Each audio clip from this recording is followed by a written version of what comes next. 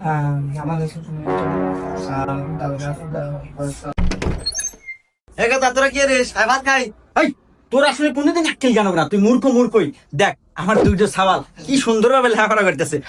কি বেরেন রে, এই সাওয়ালের বেরেন খুব ভালো। এক আমি ইঞ্জিনিয়ার বানাবো আর এক বানাবো ডাক্তার।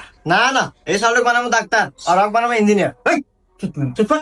এটা ছাওয়াল রে, আমার কোনটা কে আমি জানি। আমি এটা ডাক্তার বানাবো, এটা কি ইঞ্জিনিয়ার। না না না, ওরে ডাক্তার হবে, ইঞ্জিনিয়ার হবো। আব্বু আম্মু, তোমরা এখানে কি শুরু করলা বলো তো?